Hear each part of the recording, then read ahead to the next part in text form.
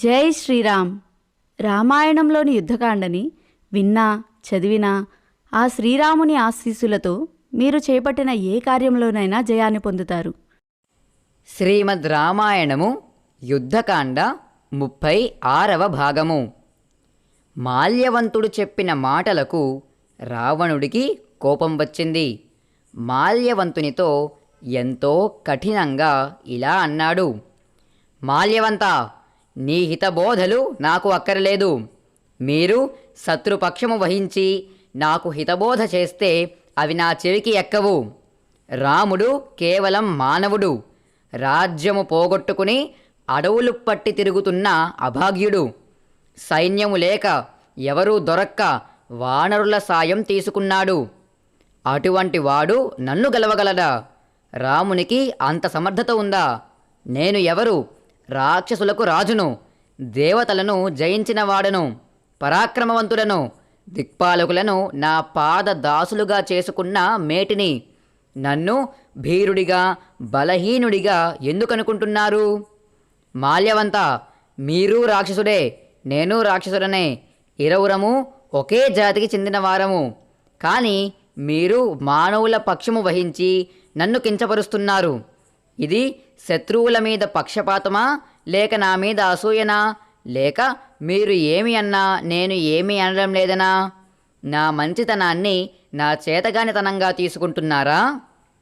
మీరు శాస్త్రములను అధ్యయనము చేసినవారు. రాజుతో ఇలాగేనా మాట్లాడేది? ఇది నీకుగా నువ్వు మాట్లాడుతున్నావా, లేక మన శత్రువులెవరైనా నీ చేత ఇలా పలికిస్తున్నారా? సీతను అంత కష్టపడి జనస్థానము నుండి తీసుకుని వచ్చినది రామునికి భయపడి తిరిగి ఇచ్చివేయడానికా? అలా భయపడితే అసలు సీతకుని తీసుకొచ్చి ఉండేవాడినే కాదు.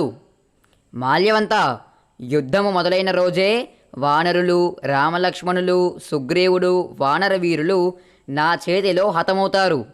ఇది సత్యము. నాలో సహజంగా వీరత్వము, రోషము, పౌరుషము ఎక్కువ. నేను చావనైనా చస్తాను, కానీ ఎవ్వరికీ లొంగను, ఎవ్వరితోనూ సంధి చేసుకోను. ఎంతోమంది వానరుల సాయంతో సముద్రం మీద సేతువు నిర్మించి సముద్రమును దాటినంత మాత్రాన రాముడు దేవుడైపోడు. కాబట్టి రాముడికి నేను భయపడవలసిన అవసరము లేదు. సముద్రమును దాటి లంకకు వచ్చిన రాముడు మరియు వానరులు తిరిగి సముద్రాన్ని దాటి వెళ్ళరు. ఇదే నా ప్రతిజ్ఞ అని అత్యంత పౌరుషంగా మాట్లాడిన రావణుని మాటలు విన్న మాల్యవంతుడు మౌనంగా ఉండిపోయాడు. వెంటనే రావణునికి జయము పలికి ఆశీర్వదించి తన గృహమునకు వెళ్ళిపోయాడు. ఇది చూసిన మిగిలిన మంత్రులు రావణునికి వ్యతిరేకంగా చెప్పడం ఒంటికి మంచిది కాదని, రావణుడు చెప్పినట్టు చేయాలని నిశ్చయించుకున్నారు. రావణుడు వారితో లంకానగరము రక్షణ గురించి తీసుకోవలసిన చర్యలను విపులంగా చర్చించాడు. లంకానగరానికి పటిష్టమైన రక్షణ ఏర్పాట్లు చెయ్యమని ఆదేశించాడు. ఒక్కొక్క ద్వారమునకు ఒక్కొక్క సేనాధిపతిని నియమించాడు. తూర్పు ద్వారమునకు ప్రహస్తుని, దక్షిణ ద్వారమునకు మహోదరుని, మహాపార్శ్వుడిని, పడమటి ద్వారమునకు తన కుమారుడు ఇంద్రజిత్తును రక్షకులుగా నియమించాడు. ఉత్తర ద్వారమునకు శుకుడు, సారణుల సాయంతో తానే రక్షిస్తానని చెప్పాడు.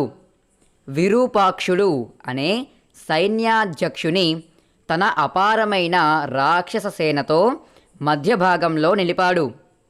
ఈ విధంగా లంకానగర రక్షణము తగిన ఏర్పాట్లు చేసిన రావణుడు ఆ ఏర్పాట్లతో సంతృప్తి చెంది తన అంతఃపురమునకు వెళ్ళిపోయాడు. శ్రీమద్ రామాయణము యుద్ధకాండ 36వ భాగము సంపూర్ణము. హరి ఓం తత్సత్.